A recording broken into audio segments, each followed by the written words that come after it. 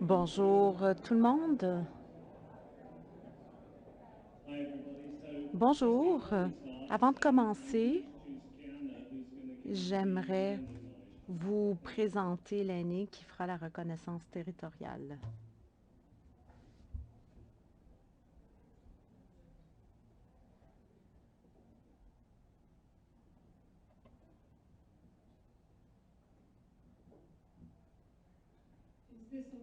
M'entendez-vous? Bonjour tout le monde. Avant de commencer, j'ai balayé la salle du regard pour voir s'il y avait des frères et sœurs de Ganawagé ici. Est-ce que certaines personnes, des frères et des sœurs, viennent de ce territoire? Des frères et sœurs d'une autre nation autochtone? Très bien.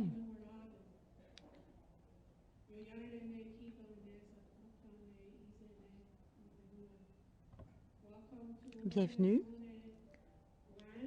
en territoire Haudenosaunee.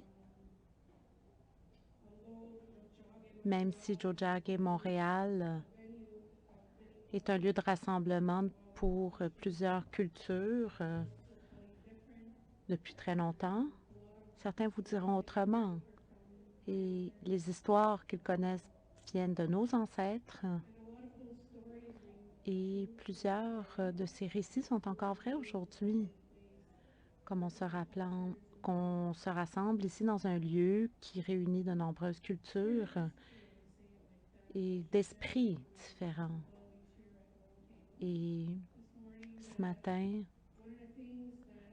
je voulais souligner que lorsqu'on m'invite à prononcer une reconnaissance territoriale, c'est qu'on m'écrit un message, comme ce fut le cas hier en fin de soirée. Et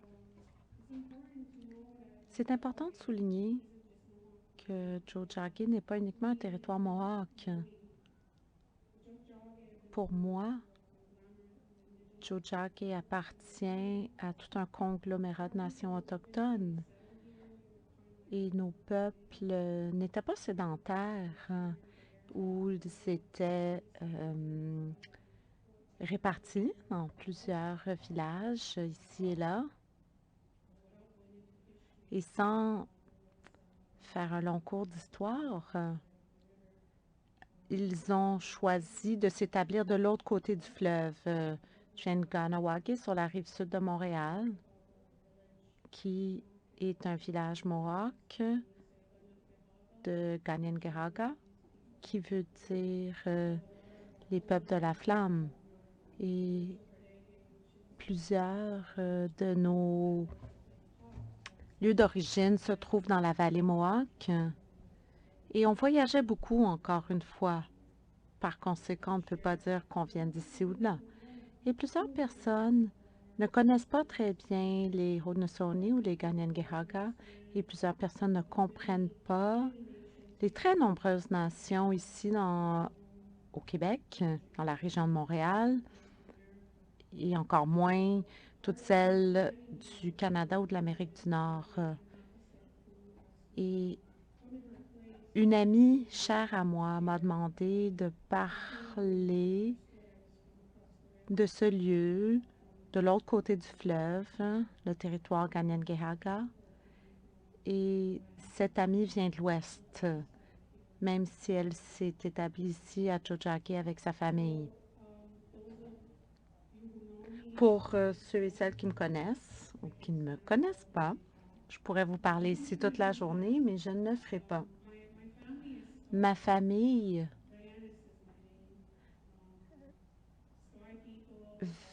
vient du peuple Sky. Et j'étais nerveuse en arrivant ici ce matin, surtout dans l'ascenseur, quand j'ai appris que l'événement faisait salle comble aujourd'hui. Et je le traque. Dans ma culture et dans plusieurs cultures autochtones, on n'a pas vraiment de prières, mais plutôt des reconnaissances de nos liens, de notre place dans la création. Et de comprendre notre place au sein de la création nous permet de savoir comment se comporter, nos rôles, nos responsabilités. Puis en reconnaissant cette place, on prend conscience qu'il est important d'offrir nos remerciements. Et ce qu'on fait vraiment, c'est qu'on fait appel à tous les pouvoirs qui nous dépassent, qui font partie de la création.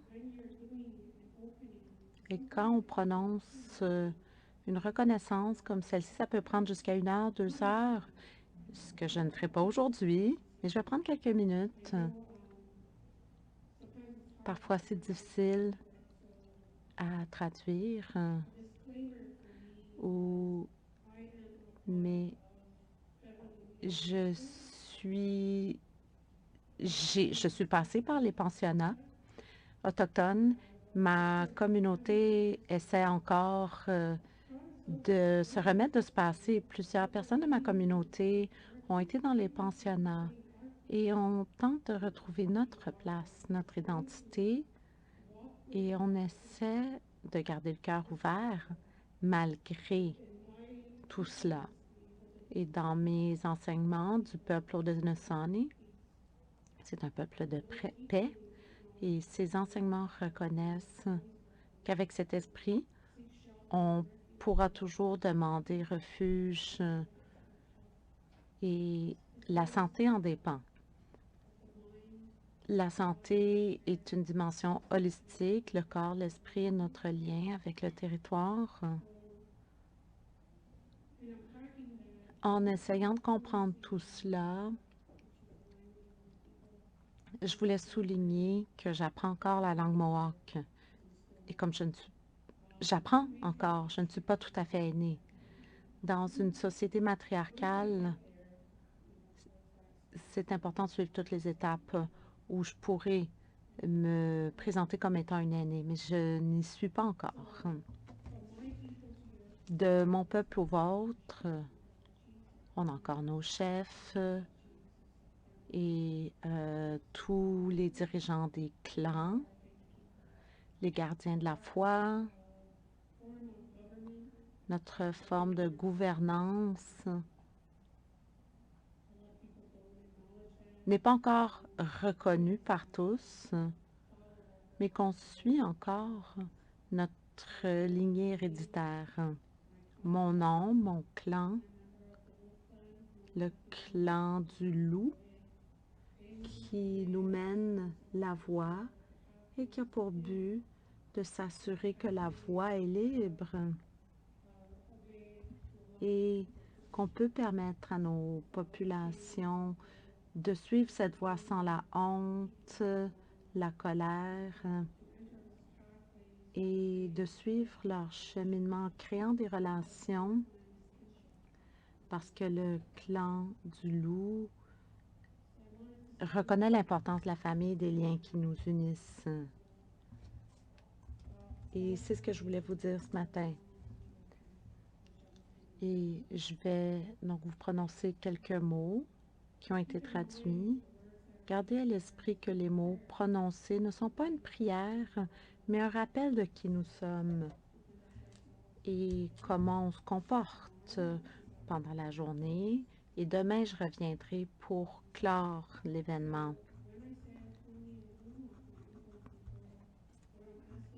En vous parlant dans ma langue, je vous demande de garder l'esprit ouvert. Avec ces remerciements, on reconnaît toutes les dimensions de la création dont nous sommes témoins et qui se reflètent dans votre travail très important ici aujourd'hui. Et j'ai remarqué que le repas était remarquable et c'est un très beau lieu. Et c'est un honneur pour moi de prononcer ces paroles.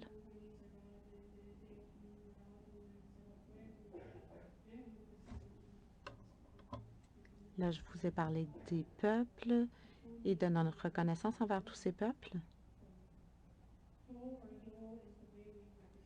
Là, j'ai prononcé la réponse.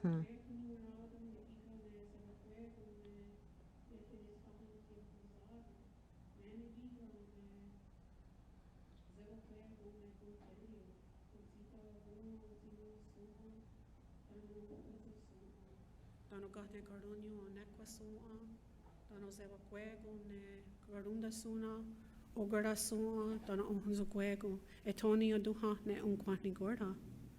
That is all of Là, je creation. viens de vous parler de toute la création des animaux, aux insectes, aux oiseaux, les eaux, les poissons et toute la végétation et puis les plantes médicinales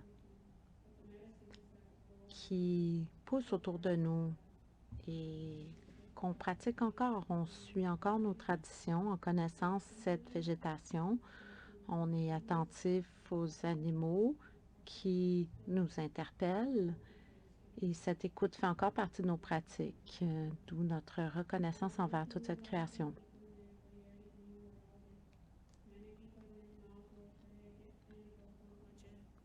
Nene giga dano zewa kwego ne deo twent nuni ne asana. So we give acknowledgement and thanksgivings to those four. On remercie également les 4 points cardinaux qui nous donnent toute la médecine nécessaire pour que la vie puisse durer sur Terre. Ne zewa kwego ne garuyage dano garuyage rono. Nene giga ne yetisato oguha. Dano yetisato oguha ne zauyera. Dano aksota suntankaneka garakwa. Dano sunkwazia janeka garakwa. Ne zewa kwego ne yetisato oguha. Etoni aduha ne unkwani gorda. We give thanksgiving. On remercie également les cieux. Et je dis souvent à mes interlocuteurs qu'on est le peuple des étoiles, comme plusieurs autres nations autochtones. Le ciel inclut toutes les étoiles, les planètes, les galaxies et la lune, le soleil. On reconnaît nos ancêtres. Et puis enfin, j'aimerais vous parler du message que j'ai reçu hier soir. Et c'est très important que dans ce travail, on se souvienne toujours que la réconciliation commence par qui nous sommes en relation avec notre entourage et en tenant compte de notre lien avec notre entourage, on reconnaît les amitiés et les liens qu'on tisse avec nos frères et sœurs de la Terre, ce qui inclut les animaux et les oiseaux, les insectes, les poissons, qui sont des êtres sensibles malgré ce que l'on peut croire, et aux arbres, sans lesquels on ne serait pas ici. Et je pense que si vous pouvez, pendant votre temps ici à Tiohtià:ke, de vous souvenir de la présence des cours d'eau. Et si vous pouvez, dans votre fort ou dans le temps que vous êtes ici, d'aller à Verdun pour voir les rapides, où il y a une petite île, mais je ne me souviens plus comment elle s'appelle, et vous sentez la puissance de cette énergie. Et nos ancêtres, surtout les femmes, qui pratiquaient des cérémonies réservées aux femmes, près de l'eau, et lorsqu'on se sent déséquilibré, il suffit d'aller près d'un cours d'eau parce que les eaux sont ici depuis des temps immémoriaux, pas une goutte d'eau de plus ou de moins. Les eaux sont là. Elles nous connaissent. Et je vous encourage à profiter de la présence de l'eau pendant que vous êtes ici. Et je vous souhaite la bienvenue au territoire Kanien'kehá:ka de la nation Haudenosaunee. Et j'aimerais remercier mes frères et sœurs des autres nations, autochtones et non autochtones, qui sont ici. Bonne conférence. Je vous encourage à vous faire de belles amitiés, puis on se revoit demain.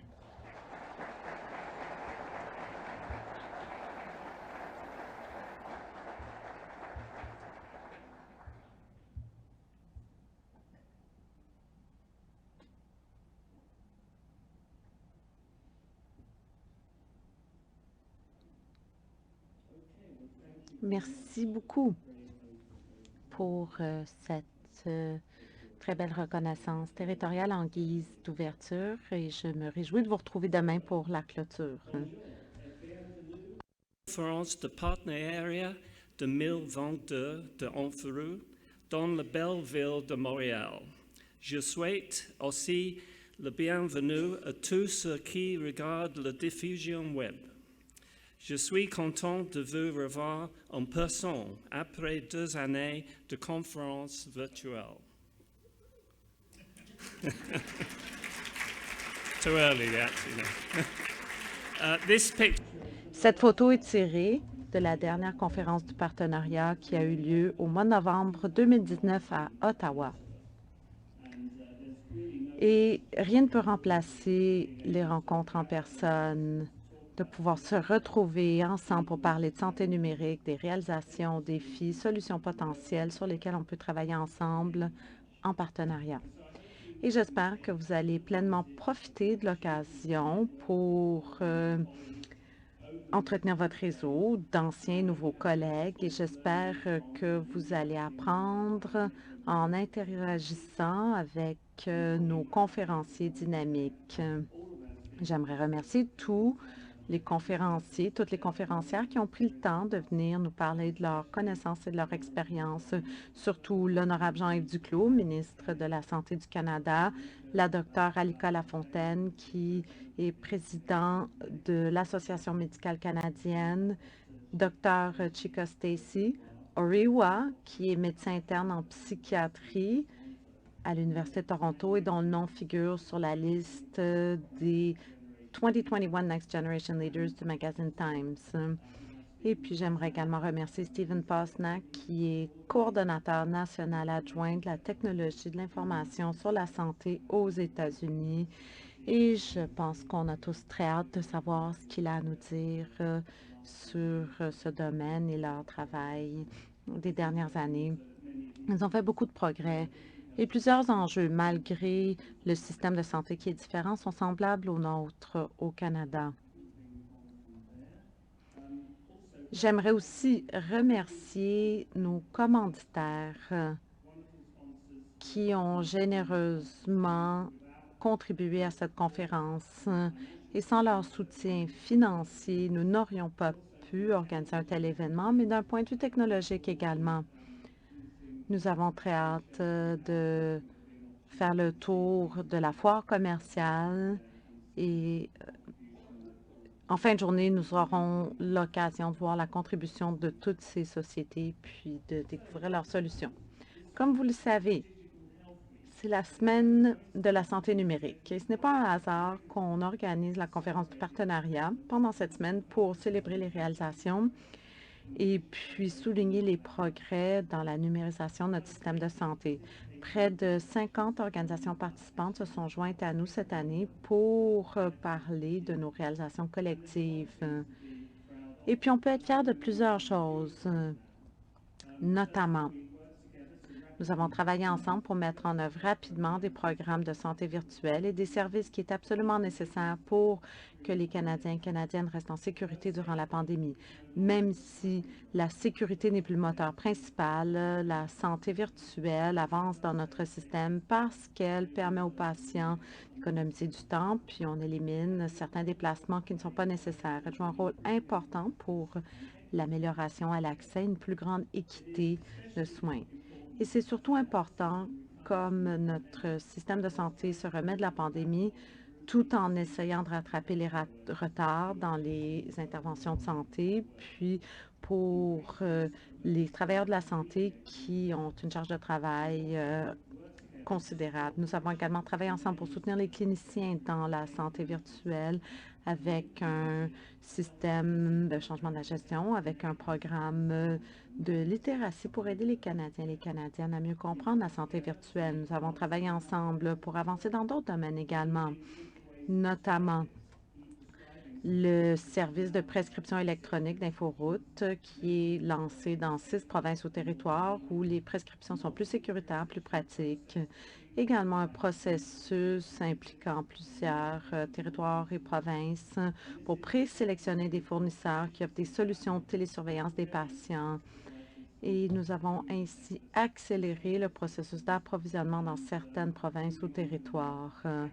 Également, les normes d'interopérabilité pan-canadienne. Nous avons atteint une étape importante lorsque la table de direction des provinces et territoires, qui est composée de 5 dirigeants administratifs, a approuvé la première version du résumé de dossier du patient et de l'échange FAIR canadien, qui est un essai d'échange pour les spécifications de mise en œuvre. Ça veut dire que des provinces comme l'Ontario et l'Alberta, qui furent les premières à mettre en œuvre des projets de résumé de patients, peuvent faire appel aux fournisseurs pour mettre en œuvre ces spécifications pour favoriser la transition de soins dans plusieurs systèmes de santé. C'est la première étape qui nous permet de partager le dossier du patient de façon normalisée, puis de participer entre les provinces ou territoires participants. Ceci reflète également l'engagement du Canada lors du G7 pour s'harmoniser au résumé international du patient. Ce jalon fut possible grâce à de nombreux efforts lors de 12 mois, des examens transparents, un événement intensif sur 3 jours, des séances collaboratives avec des provinces, territoires, cliniciens, fournisseurs et autres parties prenantes que j'aimerais remercier pour leur participation. Des avancées que nous soulignons cette semaine. Même si nous pouvons en être fiers, nous pouvons en faire beaucoup plus. Et nous allons parler de ces possibilités pendant la conférence. Moving on. Voici une image ou une diapositive qui illustre les années 2021 et 2022. Pour le système de prescription électronique, nous avons fait une annonce importante avec Walmart qui déploie le service dans ses points de vente en Ontario, Alberta, Saskatchewan et au Nouveau-Brunswick. C'est une excellente nouvelle qui nous permettra de faire beaucoup de progrès dans ces collectivités, puis dans le déploiement du service à l'échelle nationale. Je suis très fière que depuis la création d'Inforoute, nos investissements dans les initiatives de santé numérique ont donné lieu à environ 50 milliards d'avantages ou de retombées pour les Canadiens, cliniciens et notre système de santé. Les retombées cumulatives estimées depuis la création d'Inforoute inclut des investissements dans l'infrastructure de santé numérique qui a contribué à d'importantes économies. Puis nous voyons également une importante croissance des retombées où les cliniciens ont accès à des outils numériques, ce qui facilite l'accès pour les Canadiens. Un excellent rendement de financement de 2,5 milliards de dollars que nous avons reçu du gouvernement fédéral depuis notre fondation en 2001. Un système de santé est confronté à plusieurs grandes difficultés, notamment, comme nous le savons, la relance, la reprise après la pandémie de COVID-19, qui n'est pas terminée, comme nous le savons, bien entendu, et de gérer tous les retards de service. J'ai parlé également d'importantes charges de travail, d'épuisement professionnel dans le système de santé, des retards de traitement qui nuisent ou qui minent la confiance des Canadiens, puis des patients sans médecin de famille qui ne peuvent pas accéder aux soins, des systèmes fragmentés qui compliquent la transition de soins et qui contribuent à un manque de données pour une planification puis des évaluations axées sur le système. Nous pensons qu'Inforoute est bien positionné pour travailler en partenariat avec les gouvernements territoriaux, provinciaux et puis les travailleurs de santé pour moderniser le système. Nous croyons qu'il est temps d'adopter des solutions numériques audacieuses pour aider à atténuer la détresse du système de santé. Voilà donc ce que l'Inforoute offrira. Nous allons élaborer ensemble une feuille de route pan-canadienne sur interopérabilité qui répondra aux besoins de toutes les provinces et tous les territoires pour atteindre des objectifs communs de façon systématique. Ensemble, nous allons travailler à la sélection, à la mise en œuvre, à l'adoption et à la maintenance de normes et de spécifications de données pan-canadiennes telles que la spécification relative au résumé du patient. Nous collaborerons à l'élaboration d'un modèle d'échange de confiance commun pour permettre l'échange d'informations sur la santé qui permet de mobiliser les ressources en matière de confidentialité et de sécurité pour soutenir les efforts d'interopérabilité.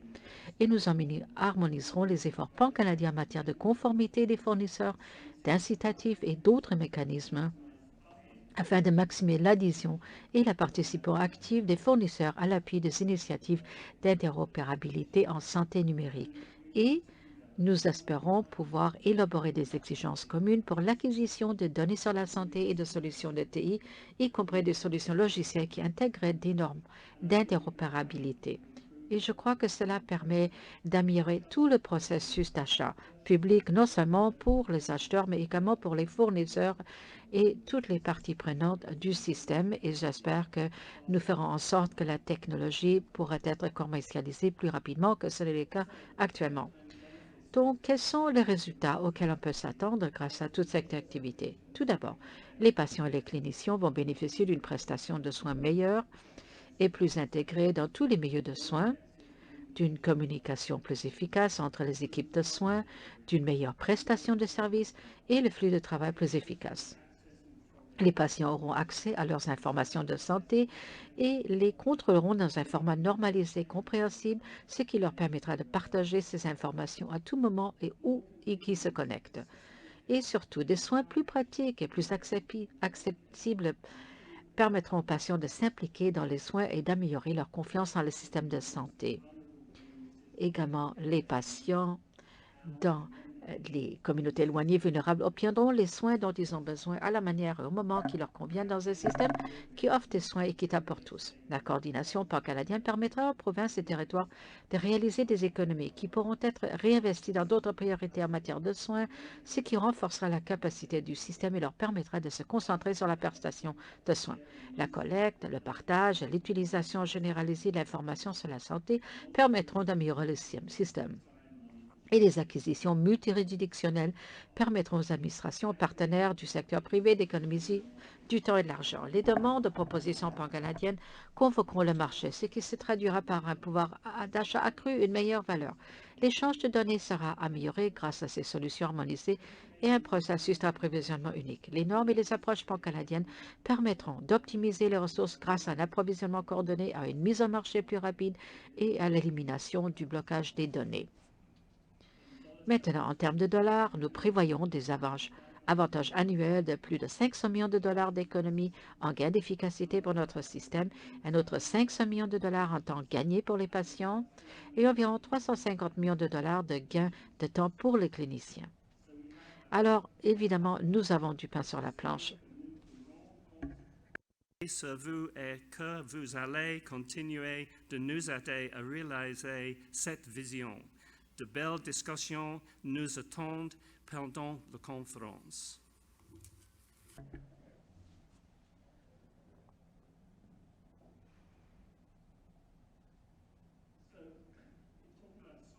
Vu qu'on parle des bourses, nous impliquons les patients dans tout ce que nous faisons à l'Inforoute et nous essayons de le faire. Et nous avons donc accordé 2 bourses d'études cette année pour permettre aux patients de se joindre à nous au partenariat. Voici nos boursiers. Je tiens à les remercier d'être venus. Je sais que Sandy et Aaron auront des idées précieuses à partager avec nous. Alors, je vous encourage à leur parler. Lorsque vous en aurez l'occasion, peut-être Sandy et Aaron pourraient se mettre debout pour qu'on puisse les voir et les féliciter.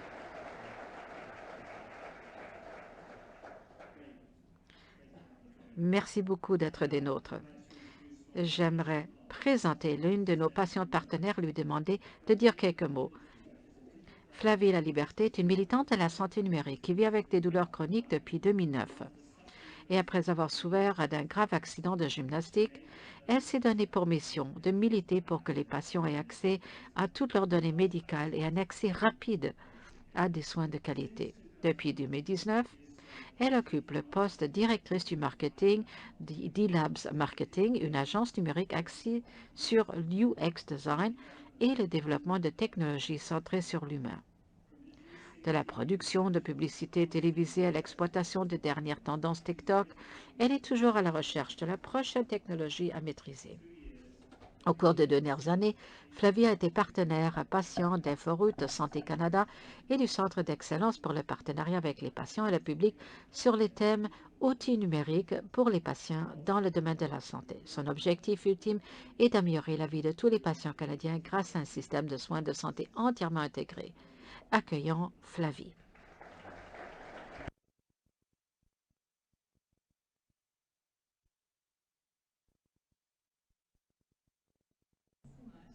Merci beaucoup. Ne vous inquiétez, je ne vais pas accoucher ici au podium. Je suis Flavie La Liberté. Comme vous l'avez dit, lorsque j'avais 17 ans, je faisais une culbute arrière en gymnastique. Je suis tombée sur la tête. Et dû à cela, j'ai connu des douleurs chroniques, un nerf coincé et des dommages à mon épine molaire. Et plus tard, j'ai commencé c'est à ce moment-là que j'ai commencé ma relation haine-amour avec le système de santé. Lorsque j'ai eu 22 ans, on m'a diagnostiqué de l'angoisse et la dépression qui étaient liées à cette douleur chronique. Et cette année, je suis tombée enceinte. Alors, on pourrait dire que mon vécu représente beaucoup de ce par quoi passent beaucoup de Canadiens et Canadiennes à travers le Canada. Je n'ai jamais eu de médecin de famille. Je suis sur la liste d'attente depuis maintenant 5 ans. Plus de 6 millions de du Canada n'ont pas accès à un médecin de famille. Cela veut dire qu'ils n'ont pas accès à l'aiguillage, à des tests, des diagnostics et leur situation empire. Cela veut dire qu'ils vont se rendre à la salle d'urgence et lorsqu'ils s'y rendent, en moyenne, ils attendent plus de 21 heures à travers le Canada. Lorsque j'ai vu le sujet de cette conférence, interopérabilité des données, je me disais finalement un bon sujet. Voilà ce qui va vraiment emballer les jeunes sur TikTok, enfin. Mais qu'est-ce que cela signifie réellement pour un patient? Cette interopérabilité des données, ça veut dire moins de paperasse. Là, vous vous rendrez, que ce soit à la clinique, à la pharmacie, à l'hôpital, cela veut dire que vous remplissez moins de documents. Cela veut dire que je ne plus jamais être obligé de voir une machine de fax, une télécopieur. Oui, merci. Si jamais j'en vois une, je vais la balancer dans le fleuve moi-même. Cela signifie que je ne suis pas obligée de prendre du congé du travail parce que j'essaie d'appeler ma clinique et on ne me répond pas. Et on ne peut pas laisser des messages et on ne peut pas non plus envoyer un courriel. Et ensuite, on court au téléphone après ces cliniques avec les hôpitaux, partout dans la province. Et ça veut dire tellement de temps épargné pour le patient. Et lorsqu'on pense à un patient, on n'est pas des clients ordinaires, on ne commande pas un burrito, on ne se demande pas qu'est-ce qu'on va manger ce soir. Il s'agit des personnes qui souffrent de douleur en ce moment même. Ils sont en détresse. Ces personnes ont des capacités qui sont minées par la douleur, leur mémoire est influencée par la douleur. Et lorsqu'ils sont en état de détresse, ils ne se disent pas, écoutez, c'est donc quoi mon plan de soins? Qu'est-ce que je dois faire? Où dois-je aller? C'est là où les gens tombent dans le désespoir. Et toute personne ici a déjà vécu ceci. Tout le monde a eu du mal à trouver un médecin, trouver un traitement et finalement également obtenir les soins. Comme mère que je vais devenir, j'ai essayé de trouver un médecin de famille, pour mon fils. J'ai essayé de trouver un pédiatre pour mon fils. J'ai appelé 11 cliniques. Et jusqu'ici, pas de succès. Mais je suis chanceuse. Je suis ce que je dirais comme une personne qui a besoin de soins ordinaires. Je n'ai pas besoin de me rendre à la salle d'urgence. Je peux attendre. J'ai le temps, j'ai les fonds.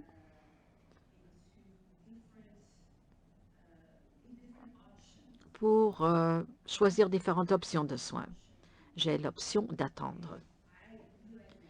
Et je reconnais mon privilège lorsque je vous dis que je peux le faire.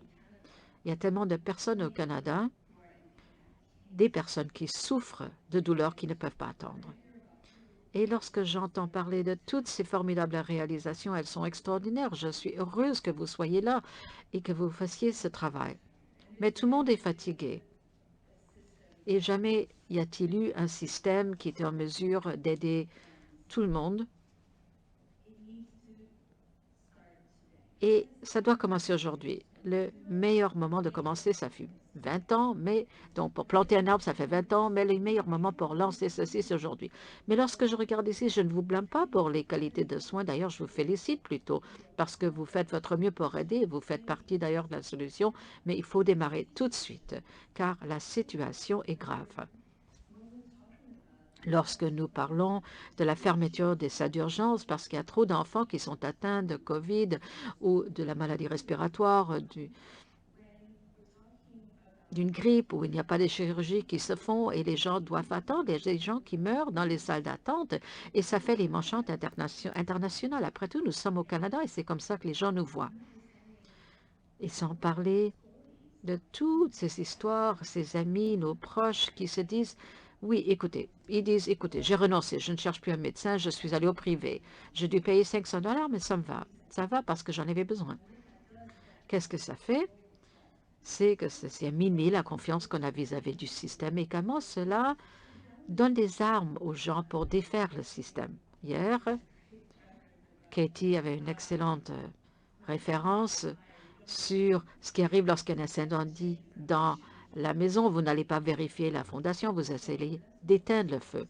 C'est ce que nous tentons tous de faire. C'est pour obtenir un meilleur système avec la facilité de partage des données. Alors, je vis avec la douleur chronique, cet état chronique. Un tiers des Canadiens aujourd'hui vit avec la douleur chronique. Ils ont une relation continue avec les soins de santé. La plupart de ces personnes ont besoin d'un accès aux services de santé mentale. Le temps d'attente moyen pour obtenir de l'aide en santé mentale, c'est 2 ans. Le moment de demander l'aide médicale à mourir, c'est 3 mois. Alors faites les calculs. Qu'est-ce qui est plus facile, obtenir de l'aide ou prendre la voie de sortie? Et je ne dis pas ça pour être sensationniste, mais je dis, écoutez, les gens souffrent, ils ont besoin d'aide et partager les données, c'est une partie importante. Et les gens, les travailleurs de la santé aux premières lignes font leur possible, mais le système et le système d'information, de partage de données est à l'âge de pierre actuellement. Et ce système doit être partagé par tout pays. Car ça ne va pas. Si je me rends à Gatineau, je vais faire un test et ensuite je traverse la rivière pour aller à Ottawa, je dois recommencer tous ces examens.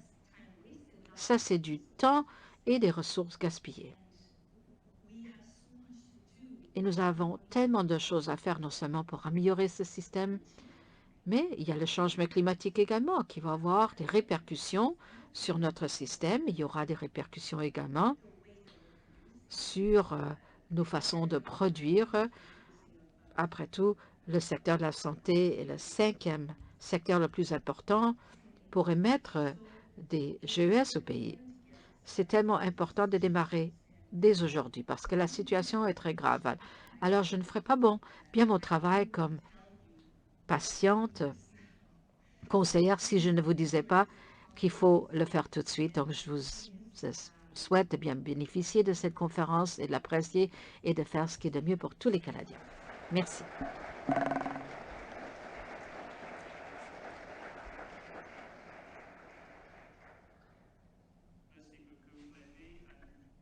Merci beaucoup, Flavie, et nous vous souhaitons beaucoup de réussite et de santé et pour ce qui est de votre accouchement à venir. Sans doute, il y a quelques médecins ici.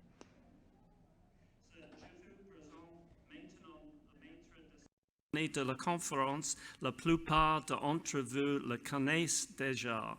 Sheila Maloney is Infoway's executive. Sheila Maloney est la vice-présidente, première vice-présidente engagement marketing. À ce titre, elle gère les relations avec les patients gère les relations avec les patients, les cliniciens, le gouvernement fédéral et dirige les analyses de performance des communications et marketing. Elle a occupé plusieurs postes de direction depuis qu'elle s'est jointe à InfoRoute en 2005. Et avant cela, elle a occupé plusieurs postes de direction dans le secteur public et privé. En 2017, elle a reçu le premier prix Women's Leaders in Digital Health, les femmes directrices dans la santé numérique, qui reconnaît les femmes visionnaires qui exploitent le pouvoir des TI pour transformer la santé et les soins de santé au Canada. Sheila Maloney.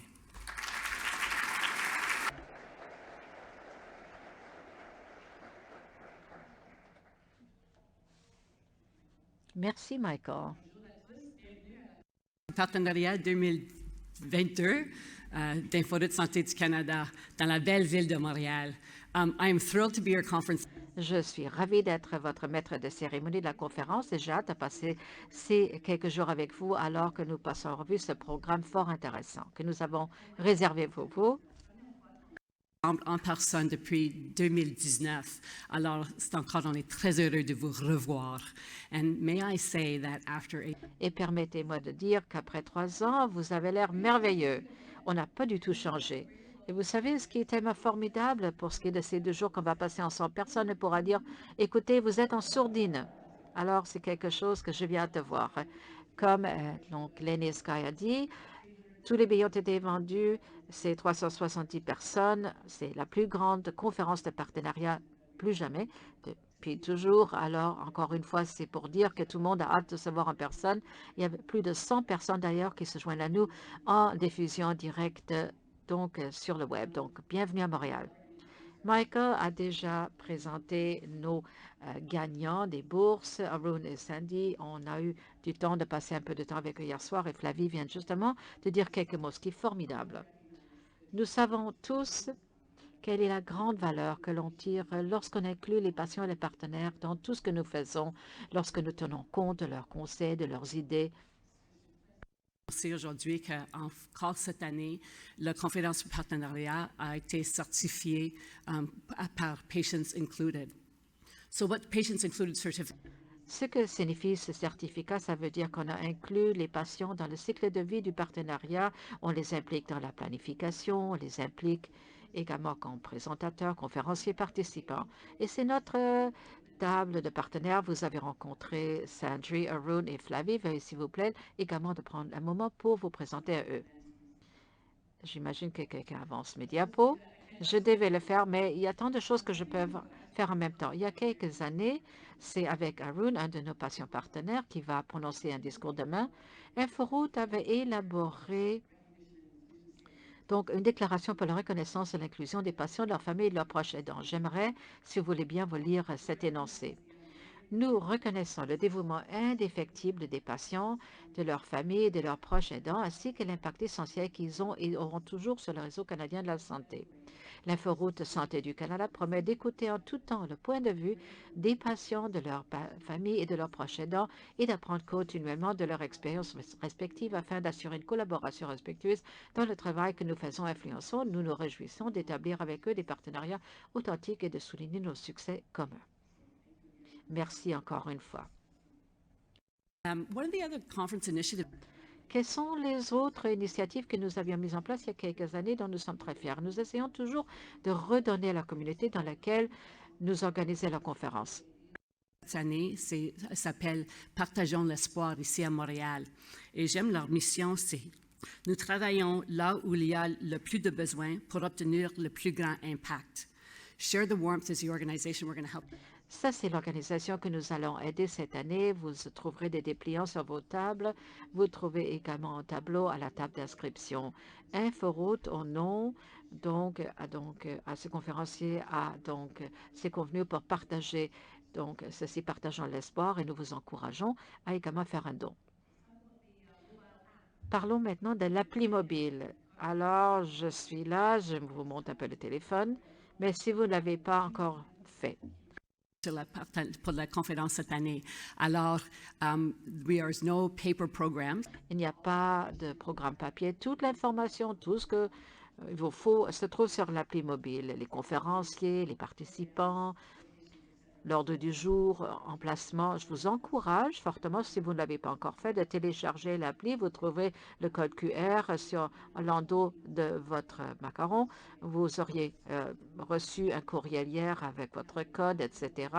Il y a beaucoup de connaissances, ce qui se trouve également dans le foyer d'inscription. Si vous avez des problèmes, veuillez s'il vous plaît voir les personnes qui sont au bureau d'inscription. Et surtout, je tiens à reconnaître Altera Digital Health, qui est notre commanditaire cette année.